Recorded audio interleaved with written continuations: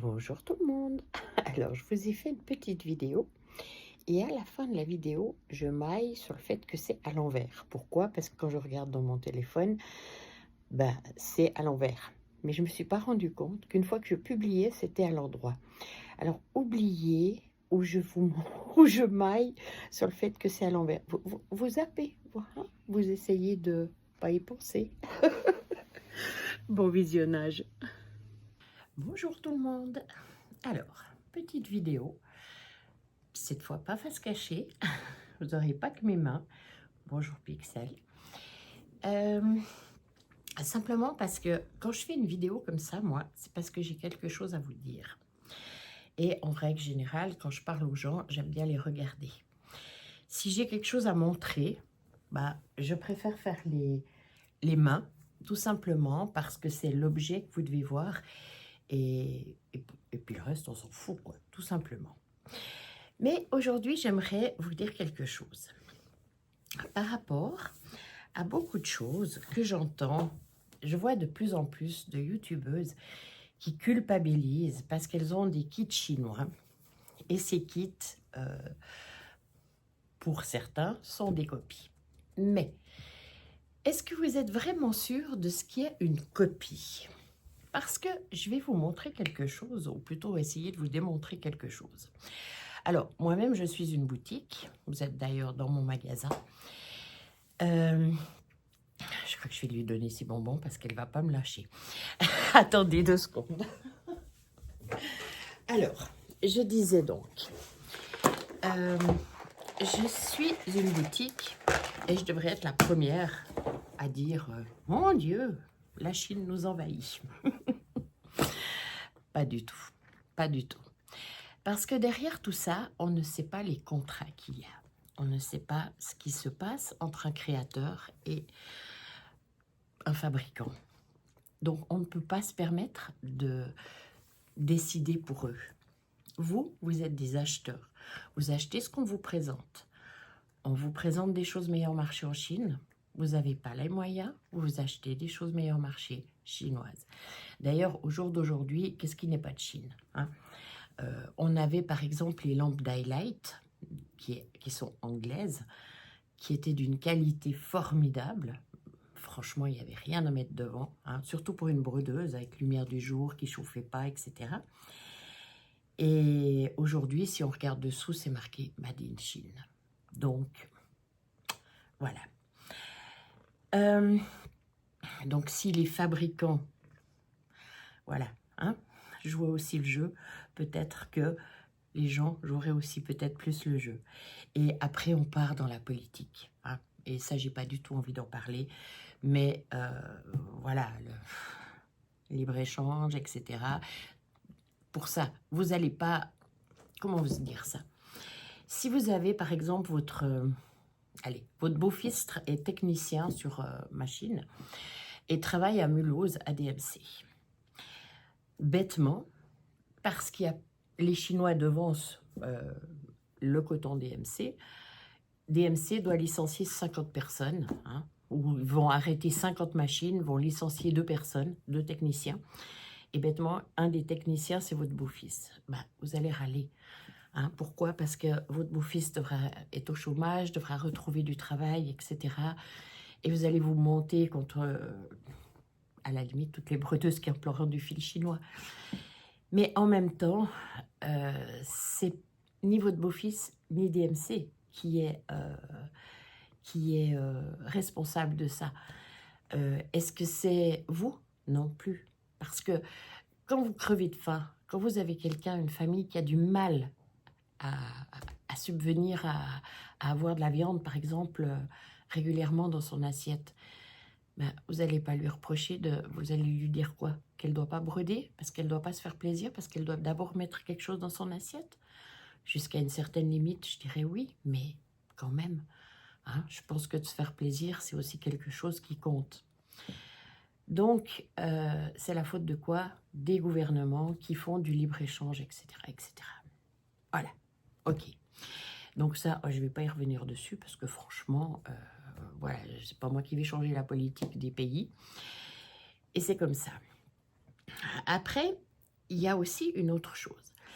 Moi, il m'est arrivé plusieurs histoires. Donc, sachez que ma boutique, elle a 2002, 23 ans. Donc, ça fait 23 ans que j'ai une boutique. Mais j'étais brodeuse bien avant. J'ai commencé à l'âge de 7 ans. À l'âge de 7 ans, ça fait il y a 50 ans en arrière. Je suis de 1968. Donc, à 7 ans, il n'y avait pas, quand j'avais 7 ans, il n'y avait pas de point compté. Le point compté n'existait quasiment pas. Ça existait légèrement sur des Aïdas ou de la broderie traditionnelle. Ça existe depuis très longtemps. Mais le point compté, comme on le connaît maintenant, ça n'existait pas. Et qu'est-ce qu'on faisait? On faisait des canevas, des gobelins. Et c'est quelque chose qui était déjà cher à l'époque et qui l'est toujours au jour d'aujourd'hui. Pourquoi? Je vais vous montrer. C'est mon tout premier tableau. Ce tout premier tableau, je l'ai commencé à 7 ans et je l'ai terminé à 14 ans. Et ouais, il m'a fallu 7 ans pour le faire. Mais quand on est enfant, ben, on préférait, enfin moi, je préférais aller jouer dehors, donc c'était les jours de pluie, et quand maman était disponible pour me montrer, parce que je ne pouvais pas le faire toute seule. Je peux vous dire que faire un rond comme ça qui est dessiné, quand vous avez 7 ans, vous n'arrivez pas toute seule. Donc voilà. Et ça, ce premier tableau, ben, je le garde. Il est abîmé, il a passé de couleur, il a vraiment tout. Mais je le garde parce qu'en fait, ce tableau, au jour d'aujourd'hui, il a 50 ans. Et bah, c'est de nostalgie, hein. Je ne le garde pas pour la beauté. Il n'est pas exposé dans mon salon. Mais par contre, il est au magasin.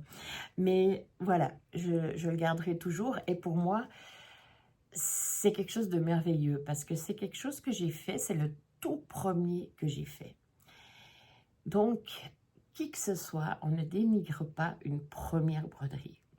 Qu'elle soit estampée, qu'elle soit canevas, qu'elle soit sur de l'Aïda, sur du lin, sur de l'étamine, grande, petite, simple.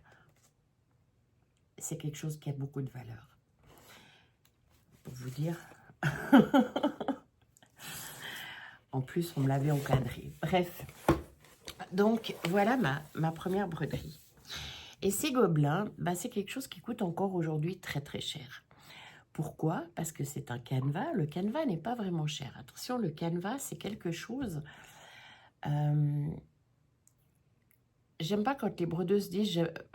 une cliente qui vient chez moi et qui me dit j'aimerais un morceau de canevas. Moi, je vais lui sortir du vrai canevas. Puis elle va me dire non, non, non, non, je fais du point compté. Ah, vous voulez de l'Aïda, de l'étamine ou du lin? C'est différent.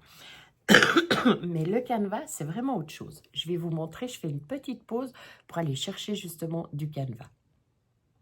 Comment on pèse sur pause? Là, me revoilà. Alors, le canevas. Le canevas, il en existe plusieurs sortes. Il existe du gros canevas comme ça, ou on peut faire du smyrne, ou des points noués. Ça, c'est un canevas qui est fait en règle générale pour faire avec de la laine vierge. Il en existe plusieurs grandeurs, plusieurs grosseurs, et plusieurs sortes aussi, hein. Mais ça, c'est un canevas spécialement pour ça. Pixel. Il y a Pixel qui essaye d'avoir des bonbons. Alors, ça, c'est un deuxième canevas. Comme vous voyez, il est gros aussi. C'est un canevas blanc, parce que la majorité des canevas sont blancs. Celui-ci, c'est un 26, ce qui veut dire 2,6 points au centimètre. Je vais vous parler en fil et non en inch, hein, parce que c'est bien joli les inch, mais ça veut rien dire. Pixel. Alors, c'est du 2,6 fil.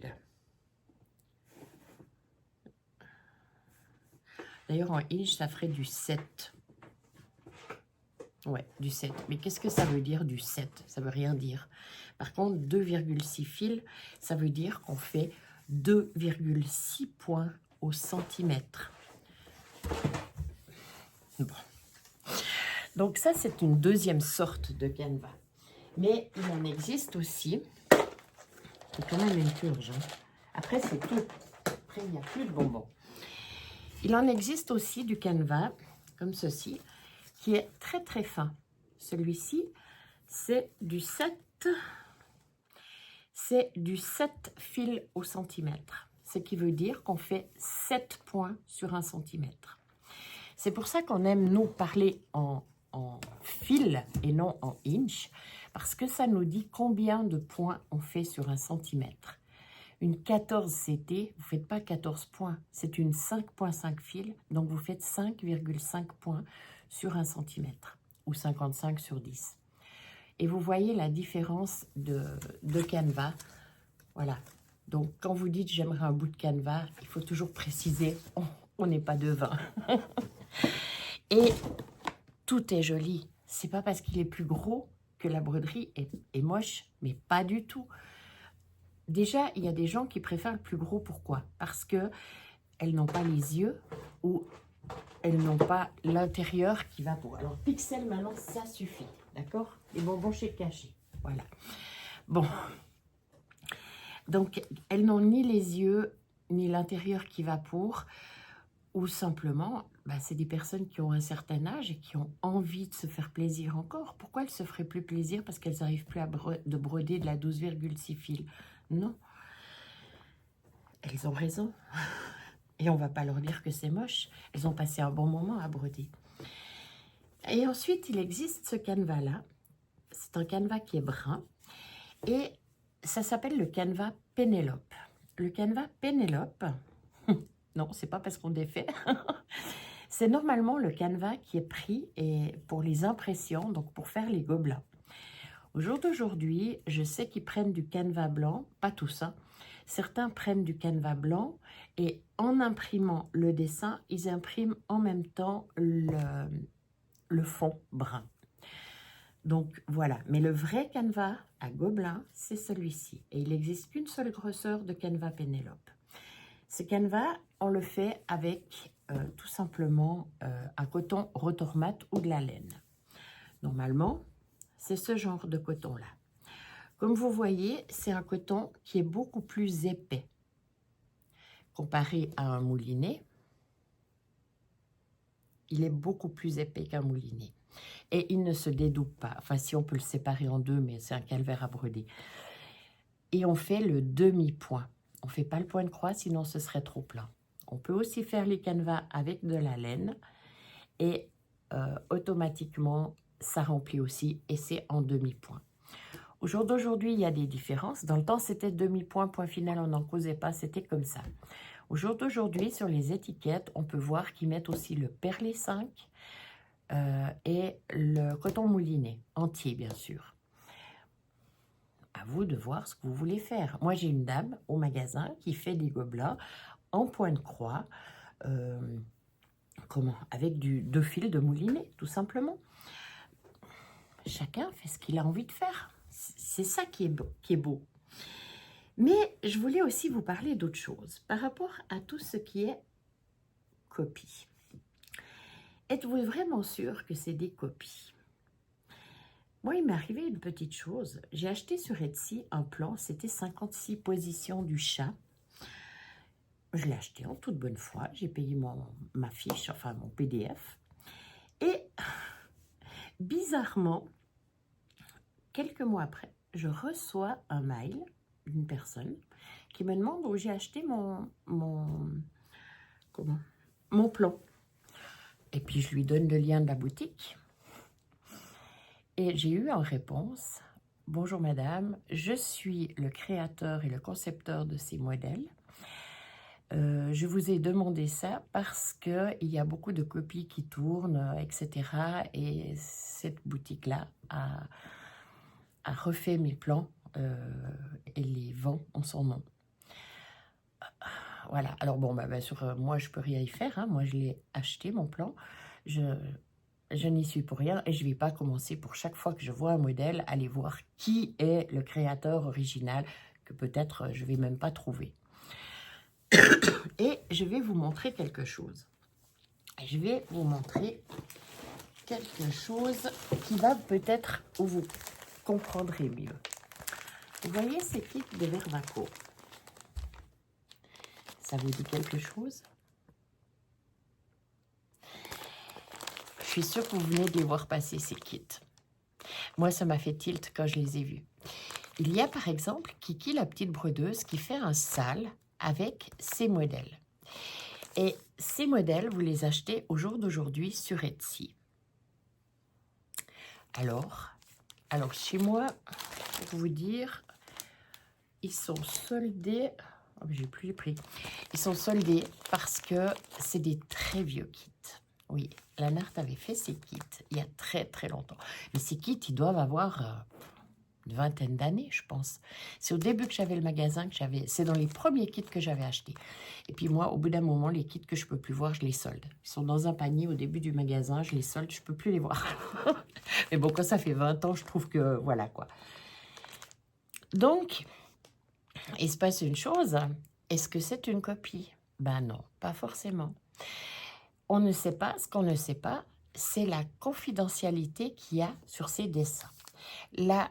Alors déjà, est-ce que c'est une créatrice qui a fait ces dessins ou est-ce que c'est un designer qui a fait ces dessins? Si c'est une créatrice, on va partir du fait que c'est une créatrice qui a fait ses propres dessins, comme par exemple Isabelle Acourt-Vautier, qui fait ses dessins, qui fait ses grilles. Eh bien, elle va travailler avec la maison Vervaco, elle va faire des kits, et elle va peut-être avoir une clause de confidentialité pendant X années.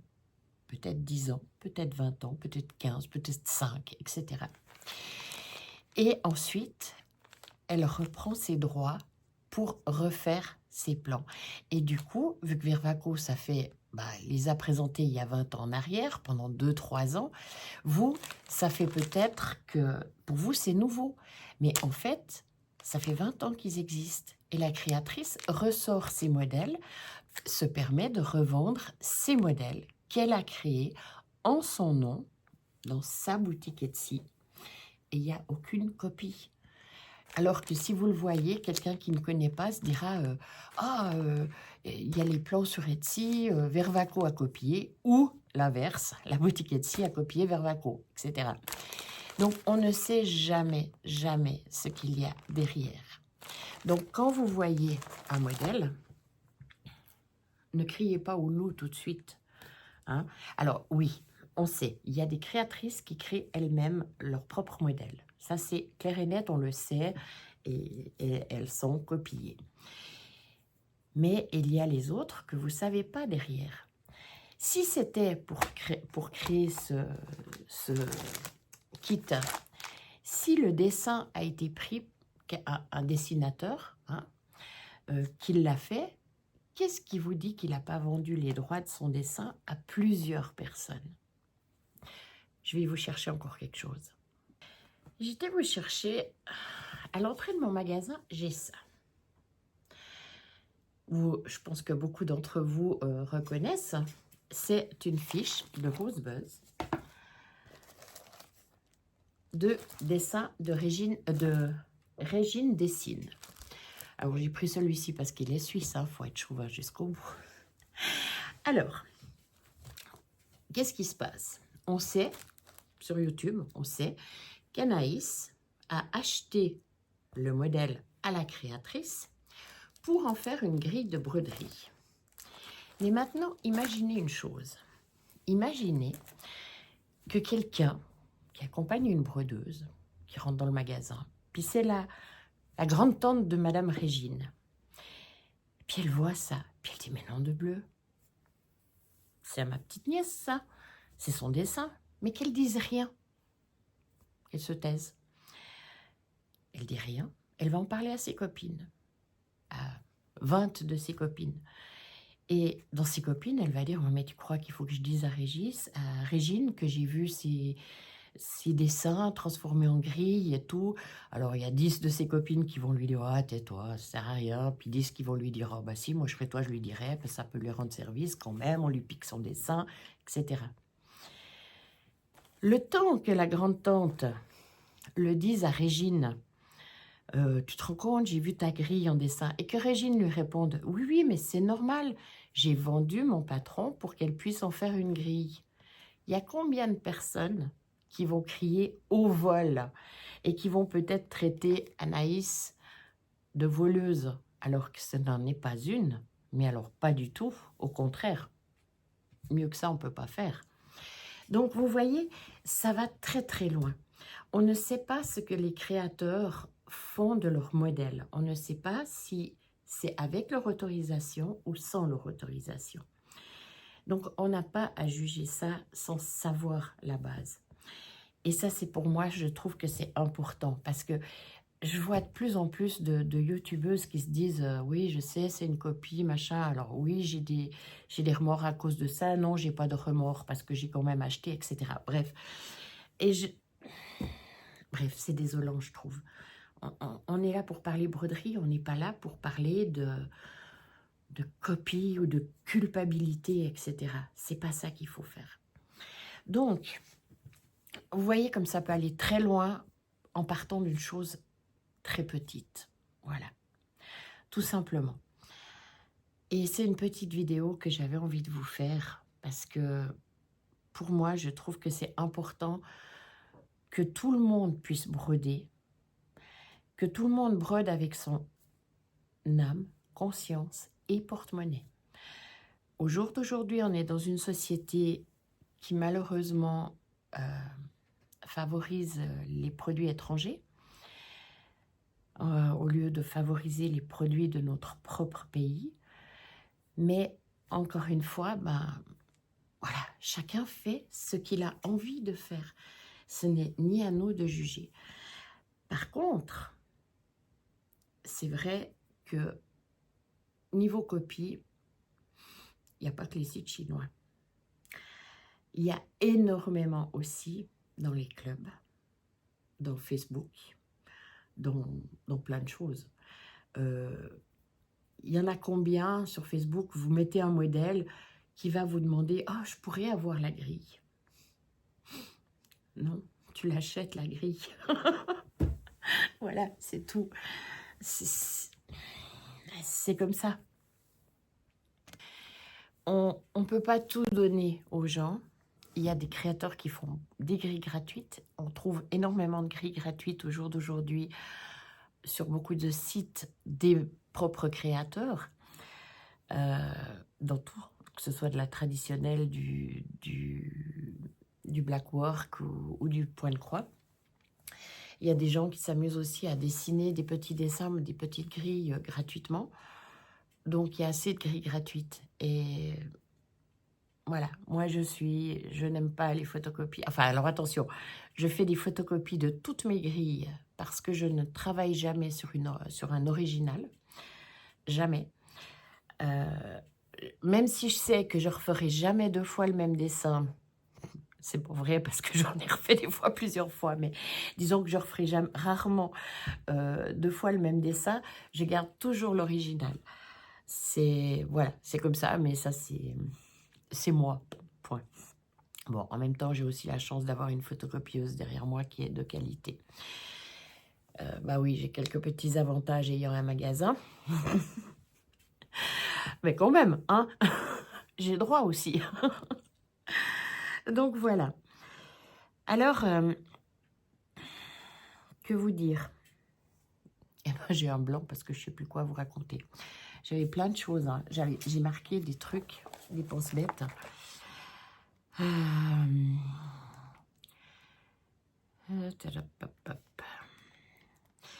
Ah oui, j'avais marqué aussi deux choses qui me... Enfin, la première chose, par rapport aux Chinois, il faut dire que les Chinois sont hyper réactifs.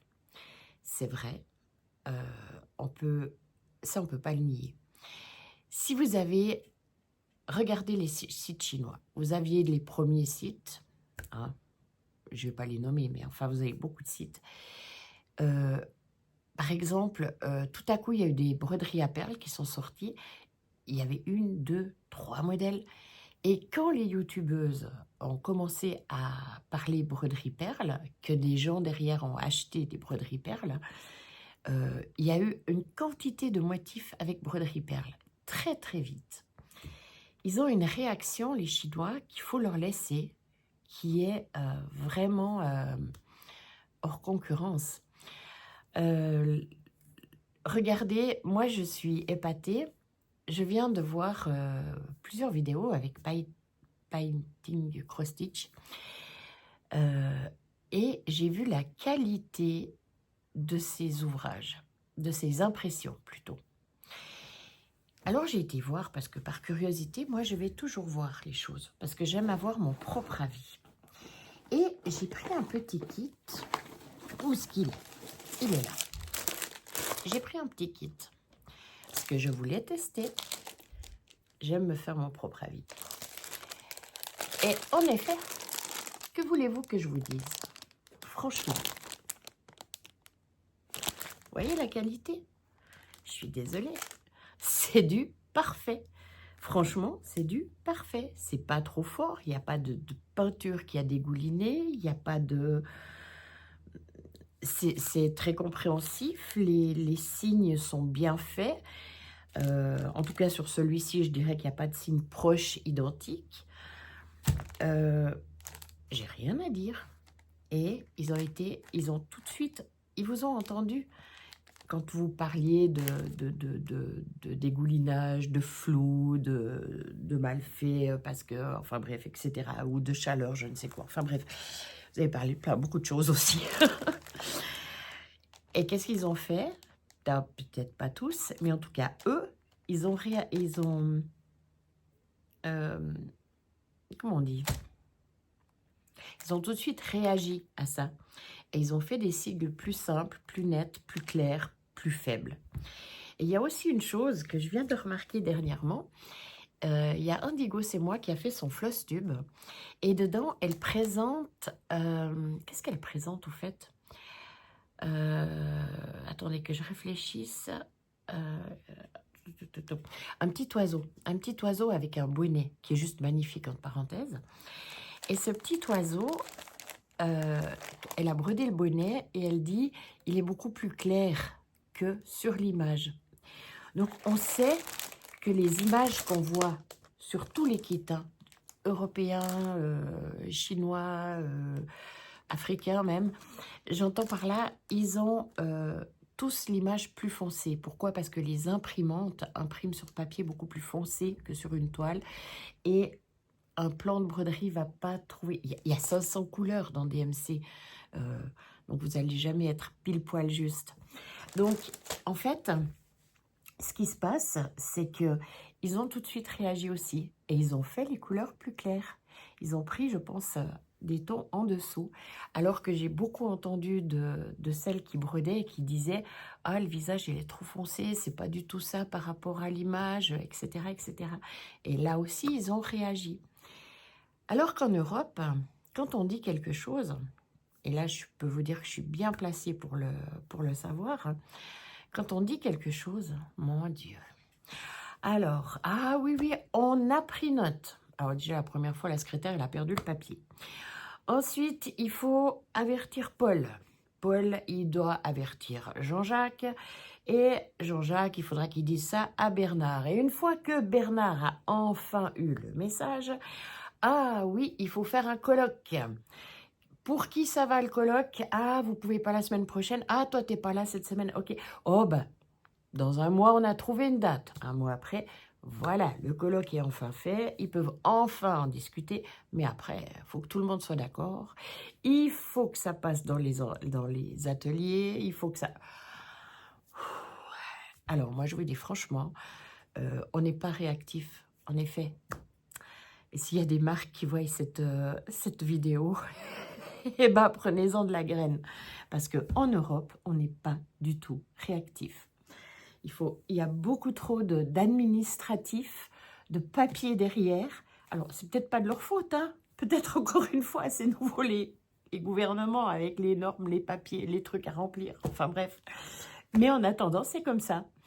Donc, voilà. Si vous voulez vraiment réagir, etc., voilà, copier les Chinois, ce serait une bonne chose. Bon, donc voilà. Et puis, une chose aussi que je voulais vous dire qui me tient à cœur énormément, ne faites pas de clan. Il n'y a pas de bonne brodeuse ou de mauvaise brodeuse, non. Il y a des brodeuses qui aiment l'estamper, il y a des brodeuses qui aiment le point compté, il y a des brodeuses qui aiment le canevas, il y a des brodeuses qui aiment la broderie traditionnelle. Et à quel moment une brodeuse est mieux qu'une autre? À aucun moment. Aucun. On fait ce qu'on aime, on fait ce qu'on a besoin de faire dans la situation où on est.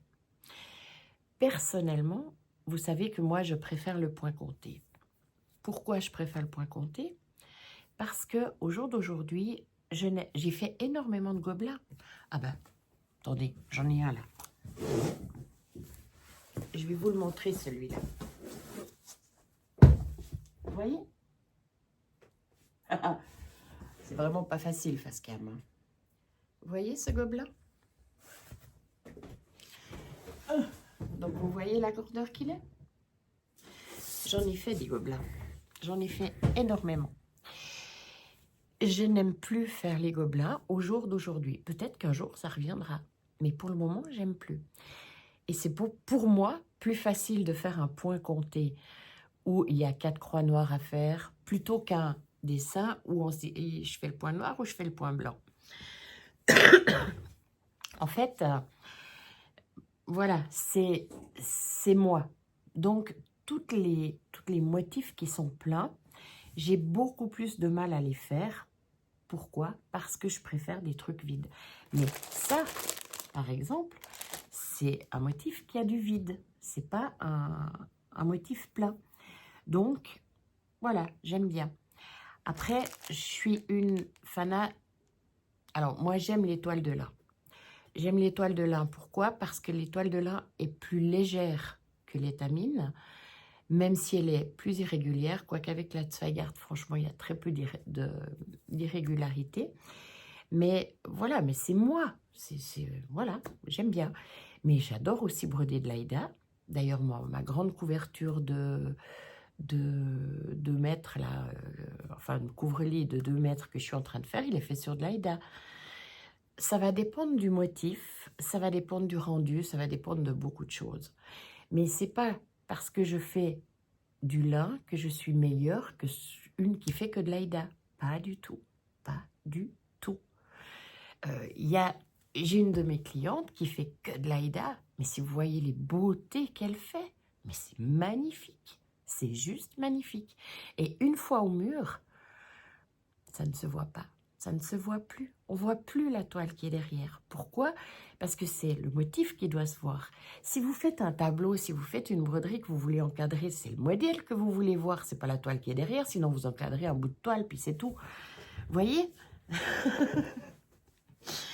Et puis, après, est-ce que je vais... Non, je ne vais pas vous chercher ça parce que franchement, là, je dois tout dépendre. Mais dans mon magasin, celles qui passeront dans mon magasin, au fond, j'ai 3 broderies qui sont une sur du lin, une sur de l'Aïda, une sur de l'étamine. Les 3 en couleur mauve, les 3 le même dessin, fait avec le même coton. Seulement, elles sont à 5 mètres du client. Et en règle générale, quand j'ai un client qui me dit « Ah, mais moi, l'Aïda, non, non, non, non, pas de l'Aïda. » Oh. Alors souvent, je lui dis « Vous regardez les 3 tableaux qui sont là ?»« Ah oui !» On me dit souvent « Ah oui, c'est joli. » Même si on n'aime pas, on me dit « C'est joli. » Et puis là, je leur dis « Vous pouvez me dire lequel est sur du lin ?» Eh bien, elle regarde, elle fouille, elle ne trouve pas. Souvent, elle ne trouve pas. Pourquoi? Parce qu'une fois au mur, eh ben, ça ne se voit pas. Donc, toutes les dames qui font que de l'Aïda, n'allez pas vous mettre martel en tête que vous devez être obligé de faire de l'étamine ou du lin pour être supérieur ou je ne sais quoi. Pas du tout. Mais alors, pas du tout. Et puis, après quoi? Après, il y a aussi une chose que souvent... Alors, il y a les partenariats. Mais c'est très bien, franchement. Mais faites vos partenariats. Franchement, quand on vous offre quelque chose, vous n'allez pas dire non. C'est normal. Vous faites des vidéos. si vous en fiez exprès pour faire ça, c'est autre chose. Mais vous faites des vidéos. Donc, pourquoi vous n'en feriez pas une pour avoir un kit gratuit? C'est une monnaie d'échange comme une autre. Alors, mais faites vos partenariats. Dans le temps, on offrait, je ne sais pas moi, les paysans, ils offraient des pommes parce que le voisin, il avait des poires, etc., etc. Ben là, c'est un moyen, voilà, on vous offre un kit, vous nous faites de la publicité. Vous avez bien raison. Par contre, il y a une chose qui est vraie, c'est un petit peu cette surconsommation. Pourquoi? Parce que c'est bon marché. Alors, vous sortez les partenariats de là, hein. Mais c'est vrai qu'acheter 50 kits qu'on n'arrivera pas à faire, parce que déjà nos goûts changent. Vous allez acheter un kit aujourd'hui, dans 2 ans, quand vous pourrez le faire, parce que vous en avez 10 autres à faire avant, peut-être que vous l'aimerez plus, parce que les couleurs ne vous plairont plus, parce que le modèle sera passé, etc. Donc c'est vrai que ça sert à rien d'acheter une quantité de kits. Maintenant, moi j'aime beaucoup acheter des fiches ou des PDF, c'est vrai. Et je me dis, je peux aussi considérer que c'est une surconsommation, mais je le fais pour le créateur. Parce que toutes les fiches que j'ai, toutes les PDF que j'ai, en règle générale, souvent c'est des originaux que j'ai achetés. Alors oui, j'en ai des gratuits dedans aussi, mais souvent je les ai achetés. Alors je me dis, j'ai fait gagner quelqu'un. Comme par exemple le plan qui a été vendu pour cette maman-là qui avait son fils qui avait un cancer. La créatrice qui donnait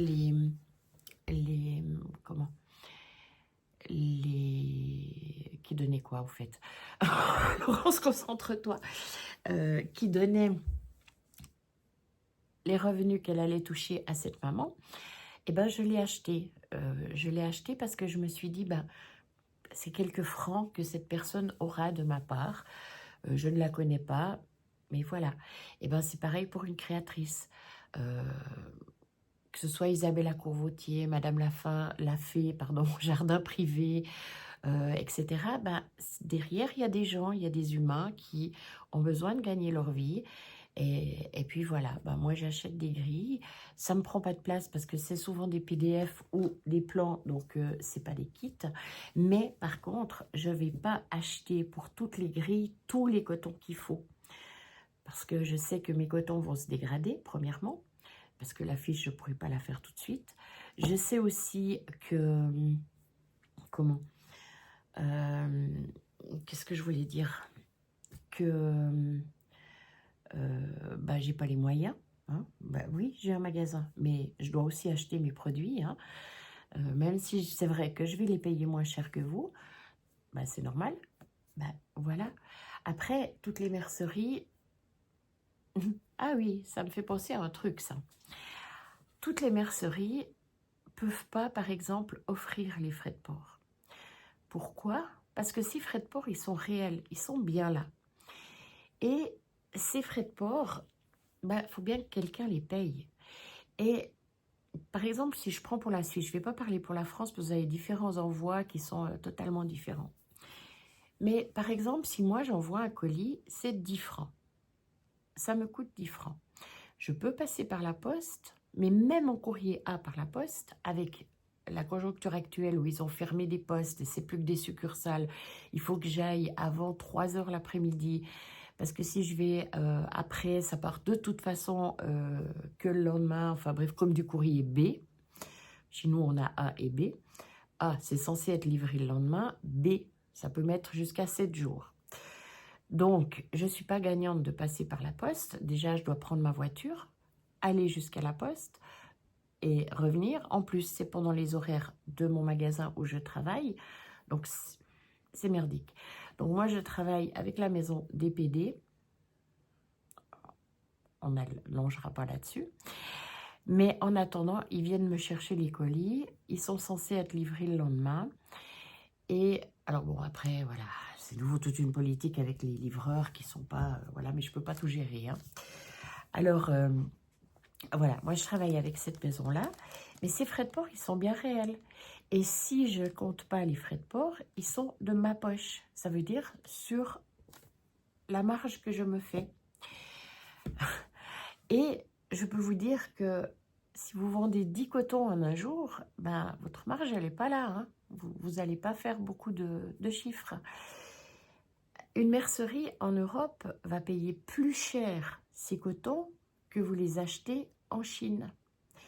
Et quand je vois les prix, et là je vais même dire des boutiques françaises, je peux vous garantir qu'elles mangent leur marge. Parce que moi, je sais le prix qu'elles sont censées les vendre par DMC, et je peux vous garantir qu'elles mangent leur marge. Elles gagnent moins pour vous faire des prix. Je ne peux pas le faire parce que moi, je livre aussi des magasins en Suisse et automatiquement, je peux pas faire je ne veux pas faire de la concurrence déloyale. Je pourrais, mais c'est pas mon genre. Jamais, jamais j'écraserai quelqu'un. C'est quelque chose que je ne... Voilà, c'est pas moi. Donc, je me bats avec DMC pour qu'ils arrêtent d'augmenter le prix des cotons. À l'heure actuelle, sachez que DMC nous conseille de les vendre en Suisse à 2 francs 90. D'accord? Ça fait 2,90 € aussi. Et ça, c'est le prix conseillé par DMC. Je me suis battue, j'ai mangé un peu de ma marge aussi pour que les magasins n'aient pas d'augmentation sur leur coton non plus. Et je leur ai demandé, enfin je leur ai dit que moi je refusais d'augmenter en dessus de 2 francs 50. Et je sais qu'il y en a beaucoup qui me suivent. Je ne veux pas les vendre au prix que DMC nous demande de les vendre. Ce n'est pas possible. Avec la concurrence aujourd'hui d'Internet, ce n'est pas possible. Donc, je fais cet effort-là, mais je ne peux pas aller en dessous. Parce que si je vais en dessous, il y a des magasins qui ne peuvent pas le faire. Elles ne peuvent pas le faire tout simplement parce que elles ont des charges. Elles ont une location, elles ont des charges avec la lumière, avec l'eau, avec, j'en sais rien, une vendeuse, parce qu'elles ne peuvent pas travailler 6 jours sur 7. Elles ont énormément de charges et tout ça, il faut les payer. Et pour les payer, bah, elles ne peuvent pas descendre leur marge non plus énormément. Donc, voilà.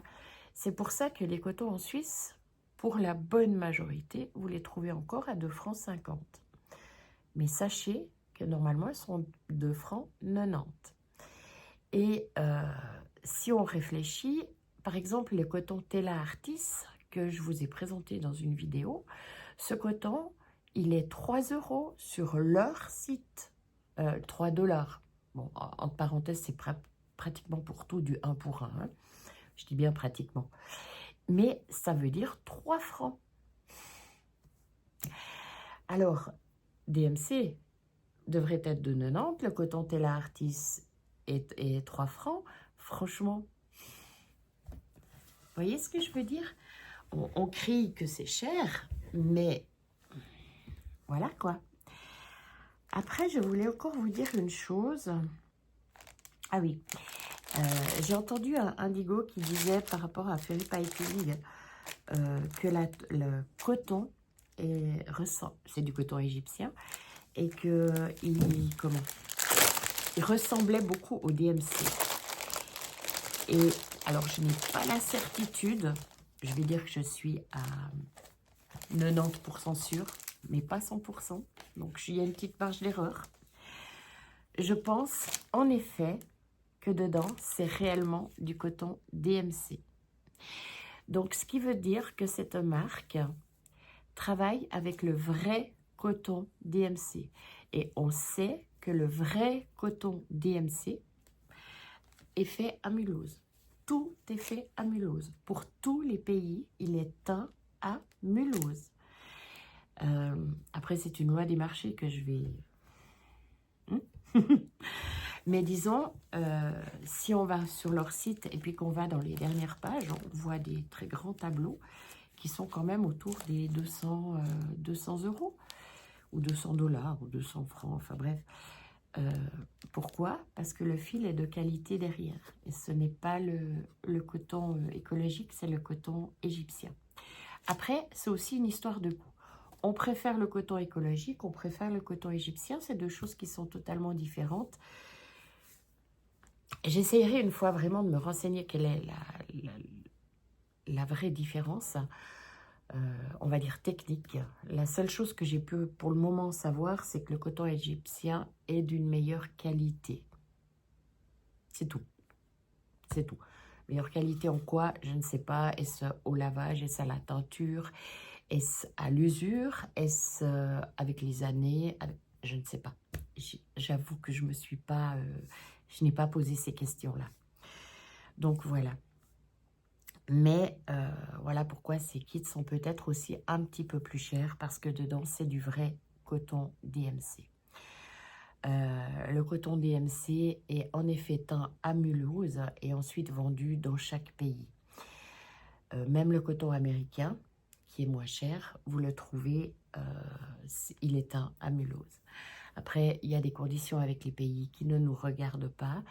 Il y a eu aussi, par rapport à ce que vous gagnez, rien qu'entre la France et la Suisse, avec un salaire suisse en France, vous vivez comme un roi, un prince. Redescends, Laurence, ça a bien changé. Mais disons, vous vivez mieux que si vous vivez en Suisse. Pourquoi? Parce qu'en Suisse, l'assurance maladie est beaucoup plus haute, la location est beaucoup plus haute, beaucoup de choses sont plus hauts, donc notre salaire doit être plus haut. Et automatiquement, les prix sont plus hauts. Mais ça, c'est encore une fois de la politique, je ne rentrerai pas là-dedans. Il y a beaucoup de manières de vendre aussi, entre merceries, ça vous l'avez remarqué. Vous avez la politique, par exemple, que je vais citer, la Maison du Canevas, qui est de gonfler les prix pour ensuite faire 1% pour que les gens croient qu'ils vont gagner. C'est pas interdit. C'est encore une fois, voilà, c'est pas interdit, c'est une politique de vente. Il y a des gens qui préfèrent suivre les prix du fabricant, qui va dire, le fabricant va dire, faut le vendre ce prix-là, on le fait ce prix-là. Il y a des gens qui préfèrent baisser leur prix, déjà par exemple sur la quantité. Une personne qui va... c'est la même chose sur l'alimentation. Une personne qui va, comment dire, acheter 1000 boîtes de coton, 12 000 échevettes, aura peut-être un prix ou va les prendre quand ils sont en action chez DMC, etc. et faire sa réserve pour pouvoir se permettre de les vendre meilleur marché. Mais elle risque d'avoir justement, de pouvoir viser des... On a par exemple en Suisse des actions une fois par année où quand on achète X boîtes de coton, on a un petit pourcent. Et si on fait une réserve à ce moment-là, on a un peu plus de marge ou on pourrait se permettre de les vendre meilleur marché. Mais il faut encore trouver parce que pour acheter 500 boîtes de coton pour avoir seulement 12 échevettes de réserve, il faut avoir un budget derrière. Hein. C'est pas... voilà, ça se fait pas comme ça. Donc, bien sûr, on peut prendre du noir, on peut prendre du blanc, on peut prendre certaines couleurs qu'on voit qui partent beaucoup plus facilement que d'autres. Mais on ne peut pas prendre toutes les couleurs non plus. Donc, après, il y a toute une gestion derrière qui n'est pas simple. Mine de rien, qui n'est pas simple et qui va dépendre... il va dépendre de sa clientèle, va dépendre de sa région, va dépendre du pays, va dépendre de tellement de choses que, encore une fois, on ne peut pas se permettre de juger, de critiquer une méthode de vente. À vous, chers consommateurs, de voir et de regarder. Mais dans un sens, c'est pas si mal parce que ça permet aussi aux gens un petit peu de réfléchir. De ne pas sauter sur la première chose. Moi, j'ai toujours été choquée aux périodes de solde où on voit les gens qui foncent parce qu'elles vont payer leur ketchup 50 centimes meilleur marché. Elles sont au bord de se taper dessus parce qu'il y a un pull, mon Dieu, moitié prix. Moi, ça m'a toujours choquée. Bon, je suis de la vieille école, hein. Je suis plus toute jeune. Mais ça me choque. Alors, c'est la même chose en broderie. Vous voulez acheter une broderie, vous tombez, sans connaître la broderie, vous tombez sur la Maison du Canevas. waouh, génial, 50%, je vais l'acheter parce qu'il est moitié prix. Bah, regardez ailleurs, s'il est aussi ce prix-là. C'est voilà, c'est une façon, moi, dans un sens, je trouve ça très bien parce que ça permet aux gens de réfléchir un petit peu. Et puis, on se fait avoir une fois, on se fait avoir 2 fois, mais rarement 3 fois, hein. Enfin bref, ou alors on se fait avoir toute sa vie, mais ça, c'est encore un choix. Bon, eh ben, à part ça, est-ce que je vous fais le Flosstube toujours comme ça? Ouais. Alors, je vous dis franchement, hein, faut pas vous habituer à voir ma bobine parce que pour moi, c'est une monstre installation. Déjà, je suis au boulot. Alors, quand je fais un Flosstube, c'est du plaisir, c'est plus du travail. Euh, la broderie est mon travail, mais c'est aussi mon plaisir. Donc, j'aime pas trop mélanger les deux. Et là, en fait, pour tourner face à vous, je suis obligée de venir au magasin. J'ai pas de lumière, j'ai pas de place chez moi où ça va bien. Alors, je dois descendre le pied qui tient l'iPhone, je dois sortir un enrouleur, je dois, parce que bien sûr, il est en train de charger, sinon jamais il tiendrait le coup. Je dois tout descendre mes affaires, tout remonter après. J'aime pas. Donc, c'est le seul et unique Flosstube que vous aurez où je vous regarde. Enfin, je pense. Pas sûr, mais je pense. Et puis, il y a aussi une chose que j'aime pas, c'est qu'on voit à l'envers. Ah, vous lisez quoi, vous? Franchement, c'est pas juste. Hein, c'est drop by drop. En parenthèse, c'est le groupe à mon fils. Bon, on n'est pas là pour parler musique. Alors, est-ce que je vous montre ce que j'ai fait? Ouais, je vais vous montrer. Alors, attendez 2 secondes, c'est juste derrière moi. C'est déjà prêt pour donner. Je vous avais fait un petit truc. Oh, quel bordel j'ai. Mon Dieu. Bon, bref. Alors, je vous avais fait un petit coussin. Et, vous voyez, c'est à l'envers. C'est pas pratique. Je sais pas comment vous faites pour le tourner, mais... Et puis, ne me parlez pas de montage. Ne me parlez pas de montage. Je sais juste couper. Et la première fois, j'ai même coupé le bout que je voulais garder. Alors, c'est pas mon truc. J'aime pas et j'ai pas envie d'apprendre. En fait, je mélange vraiment pas. J'ai appris couper, c'est déjà pas mal. Je sais même pas mettre des photos, machin, dans le coin. Je sais pas faire. Puis en plus, j'ai pas envie d'apprendre. J'ai pas envie d'apprendre parce que je préfère broder que passer 1 heure sur un logiciel. Donc voilà. Au cas où c'est écrit Stéphane.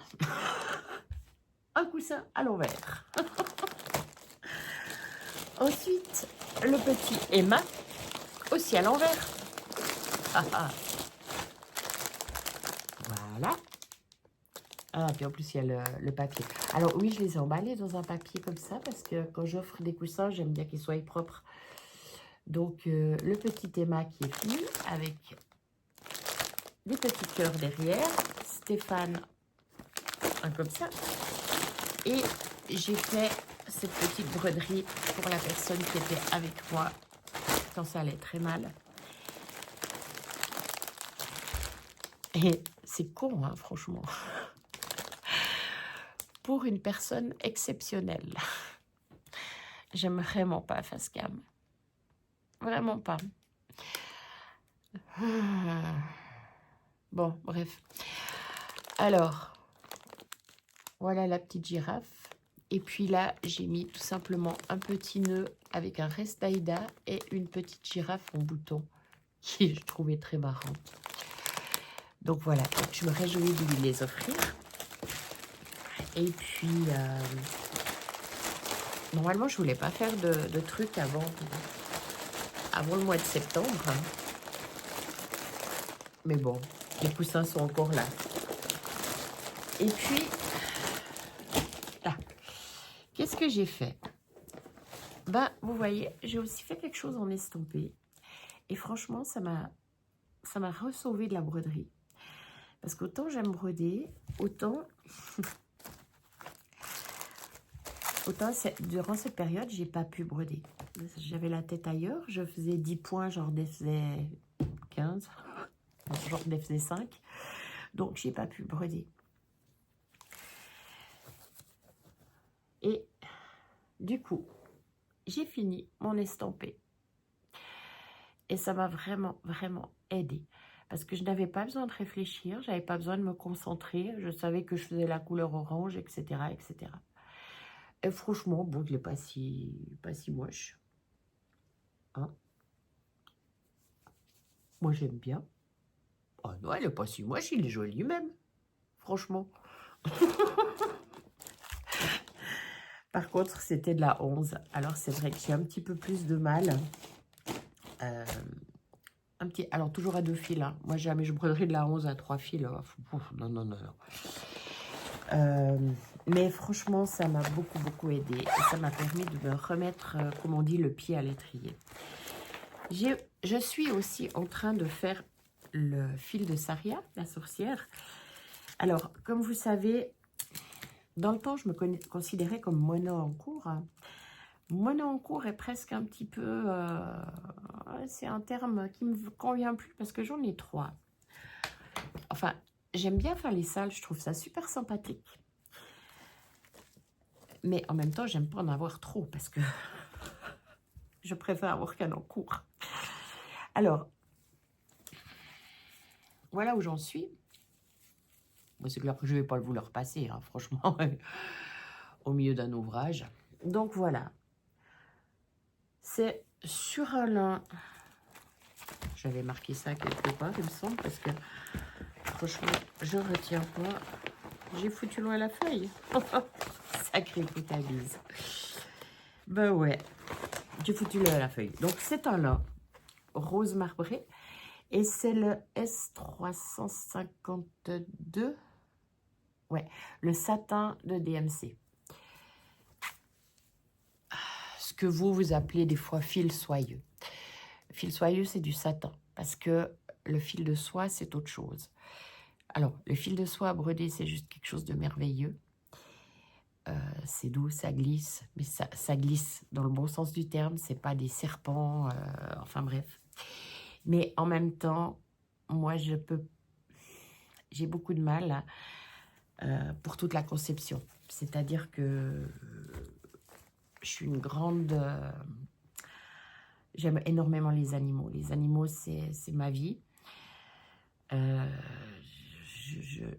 Pour moi, je suis pour la peine de mort quand on fait du mal à un animal, tout simplement. Donc, ça résume. Et pour faire de la soie, il faut tuer le ver, le petit ver qui est dedans. Donc, c'est une question éthique. Donc, je n'arrive pas à broder de la soie. Non seulement j'arrive pas, mais en plus, je ne peux pas en vendre. Donc, je ne l'ai jamais prise dans mon magasin. 4 ou 6 fois, tous les 2 ans, donc ouais, 3 fois. J'ai regardé la maison Le Ver à Soie. C'est magnifique, mais c'est magnifique. Mais éthiquement, je n'arrive pas. J'ai même créé un compte chez eux, j'arrive pas, je peux pas. Alors, voilà, si vous voulez de la soie, vous allez directement au Ver à Soie, qui ont un site d'ailleurs, ou dans des boutiques qui vendent de la soie, mais chez moi, vous n'en trouverez pas. Et puis, autrement, j'ai pas tant avec de la peinture. J'ai pas encore essayé le le tuto à Sophie qui brode. Petite parenthèse, toutes mes condoléances pour ton chat, Sophie. Vraiment, ça m'a touchée énormément. Ouf, faut pas que j'y pense parce que j'ai les larmes aux yeux. Bref. Comme quand c'était Sophie passionnément, d'ailleurs, ça m'a touchée énormément aussi.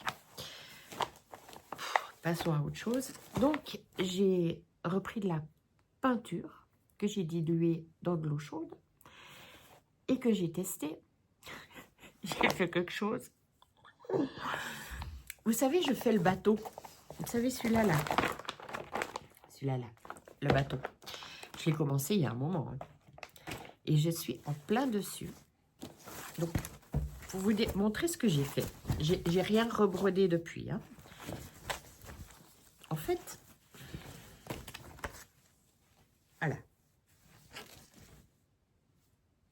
J'ai fait ça. Et la toile était blanche. J'en avais marre de broder sur une toile blanche. Mais vraiment, je ne me voyais pas broder sur une toile blanche. Avec les années, j'ai de plus en plus de mal à broder sur des toiles blanches. J'ai pris de ma peinture et tout, et je l'ai teinte avec la broderie. Bon, alors c'est du noir, hein, on est bien d'accord que c'est pas du blanc. Mais avec la broderie, j'ai teint toute ma toile. Puis j'ai fait un petit peu de caca là, mais c'est pas grave, on s'en fout, c'est tout dans les bords. Pour vous dire, je l'ai teint avec l'aiguille et le fil. J'ai même laissé l'aiguille pour faire la teinture. Par contre, je vais devoir couper parce que ça fait un très très joli nœud, comme vous voyez. Mais j'ai teint. Est-ce que j'ai mouillé avant? Non, entre parenthèses, quand j'ai fait, j'ai même pas mouillé ma toile avant. Pixel, ça va aller. J'ai pris ma toile comme ça. Je l'ai étendue à la cuisine. J'ai pris un spray, un vapeau. J'ai mélangé mon bleu avec mon eau, etc. J'ai giclé. Puis après, je me suis dit, ah non, un peu de vert. Puis après, ah non, un petit peu de jaune. Puis j'ai sprayé tout comme ça. Puis après, tout à coup, j'ai vu ça. J'ai dit, ouais, bon, c'est pas si mal. J'ai laissé un peu sécher. Après, quand c'était presque sec, heureusement, il y avait encore le soleil dehors. Je l'ai mise dehors au soleil. Une fois qu'elle était bien sèche, je l'ai repassée, parce que c'est ça qui fait fixer la peinture. Et puis tout à coup, je le prends, je le plie, je dis, ah, au fait, mon coton noir. Bah ouais, mon noir est toujours noir. Très bien. Oh, Laurence, t'as laissé l'aiguille et le fil. Eh ouais. Ah, qu'est-ce que vous voulez que je vous dise? Donc voilà, bref. Donc j'ai pas fait énormément de choses. Hein. Comme je vous dis, mai-juin, je n'ai vraiment pas brodé. C'est vraiment que juillet où je me suis remise. Et encore, et encore. Je fais toujours le duo avec Sabine de la chaîne Ça Brode. Et j'ai pas fait mes 210 points. Bon, elle est aussi bien occupée, donc ça va très bien. Mais là, je vais faire mes 210 points pour la rattraper parce que elle avait fait ses points. Puis après, moi, il m'est arrivé ce truc et puis j'ai pas pu... j'ai pas fait mes points. Et puis après, quand j'ai recommencé à broder, ben, j'ai fait de l'estampé parce que voilà, ça passait bien. Et puis après, j'ai fait les petits coussins parce que c'était des commandes. Et puis, je suis en train de me dire que vous avez peut-être eu la... Voilà. Bon, c'est pas grave. Et puis, après, j'ai fait les petits coussins. Et puis après, je veux finir la sorcière du fil de Saria. Et puis après, je ne vais pas vous dire que je vais finir celui-ci parce qu'il y a quand même encore énormément de points. Je veux faire le petit modèle de Kiki, la petite brodeuse. Je lui ai acheté là l'autre. Vraiment, je la trouve vraiment mimi. Et puis, je vais prévoir de la faire sur une toile où je vais laisser de la marge dessus pour, broder un prénom si j'ai une naissance ou quelque chose comme ça. D'ailleurs, chez moi, il y a une chose qui est... Ouais, c'est même assez petit. Mais sachez qu'il y a toujours une marge environ de 10 cm. Parce que... Ouais, à peu près 10 cm. Parce que je ne sais jamais ce que je vais faire. Voilà, je ne sais pas si je vais rajouter quelque chose, des noms, des machins. Donc, je préfère laisser assez de toile pour si je veux la personnaliser. Moi, j'aime beaucoup les broderies personnalisées, en fait. Mais bon, après, encore une fois, chacun ses goûts. Hein. Mais c'est mignon quand vous offrez à un enfant puis qu'il y a son prénom. C'est quand même plus joli que de juste le modèle, quoi. Donc, voilà. Bref. Bon, ben, je vous ai assez tenu la jambe. Je ne sais pas. Je ne pense pas que le prochain Flosstube sera avec ma figure. Si vraiment vous aimez voir ma figure, dites-le moi. Mais vous aurez le droit à toutes les broderies à l'envers. À moins qu'une me dise comment faire pour que ça ne soit pas à l'envers. Et puis, donc, si vraiment, vraiment, vous aimez voir ma figure, je me plierai au jeu. Mais autrement, je vous dis franchement, ce sera mes minettes. même que j'ai des ongles catastrophiques. Mais bon, c'est pas grave, je fais aussi du jardinage. Alors, je vous souhaite un bon mois d'août pour ceux qui ont congé. Je vous souhaite aussi de bonnes broderies, plein de nouveaux projets, hein. Pas tous à la fois, l'un après l'autre. Et puis, bel été à vous. Au revoir.